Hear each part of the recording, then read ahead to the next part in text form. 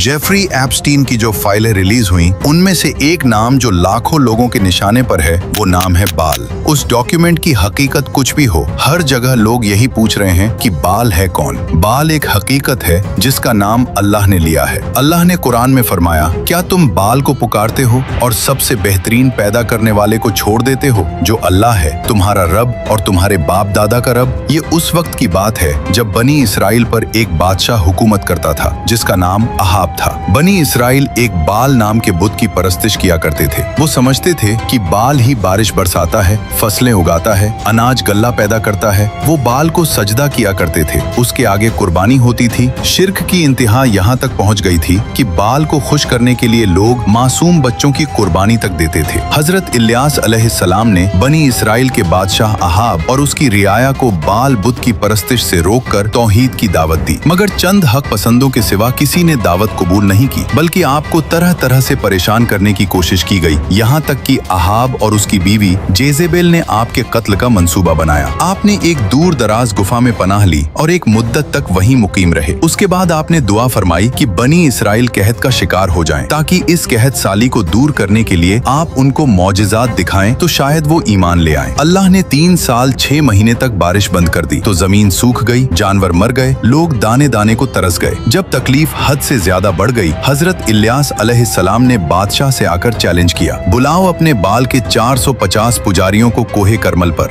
तुम्हारे झूठे खुदा बाल के नाम पर कुर्बानी दो और मैं अपने अल्लाह के नाम पर कुर्बानी दूंगा। हाथ से आग नहीं लगाई जाएगी, जिसका खुदा आसमान से आग भेजेगा वही सच्चा खुदा होगा। सारे लोग इस पर राजी हो गए। सब कोहे करमल पर जमा हो गए। एक तरफ हजरत इलियास अलैहिस्सलाम और दूसरी तरफ 450 बाल के पुजारी। 2 बैल लाए गए। पहले पुजारियों की बारी आई। उन्होंने एक बैल को काटा, उसके टुकड़े किए और लकड़ियों पर रखा। सुबह से दोपहर तक वो नाचते रहे, चिल्लाते रहे, ए बाल जवाब दे, जवाब दे। कुछ नहीं हुआ। सूरज तपता रहा, गोश्त सड़ने लगा। फिर वो अपने जिस्म को छुरियों से काटने लगे, खून बहने लगा, लेकिन आसमान से एक चिंगारी भी नहीं आई। बाल पूरी तरह से मुर्दा था। हजरत इलियास अलैहिस्सलाम की बारी आई। आपने ऐसा किया जो नामुमकिन था। 12 पत्थरों को जोड़कर एक कुर्बानगाह बनाई। कुर्बानगाह के चारों तरफ खंदक खोदी, लकड़ियां जमाई, बैल को ज़िबह किया और लकड़ियों पर रखा। फिर 12 बर्तन पानी, लकड़ियों और गोश्त पर ऐसे डलवाए कि सब गीला हो गया, यहाँ तक कि खंदक पानी से भर गई। फिर वो अकेले खड़े हुए और अल्लाह से दुआ की और उसी वक्त आसमान से आग आई। उसने सिर्फ गोश्त नहीं जलाया बल्कि सब कुछ जला के राख कर दिया। इस मौजिज़े को देखकर बहुत लोग सजदे में गिर गए। उसके बाद हजरत इलियास अलैहिस्सलाम ने अल्लाह से दुआ की। थोड़ी ही देर में काले बादल छा गए और जोरदार बारिश हुई। हमारे ऐसे अजीम उश्शान रब की कुदरत को देखकर अभी तक आपने कमेंट और शेयर भी नहीं किया।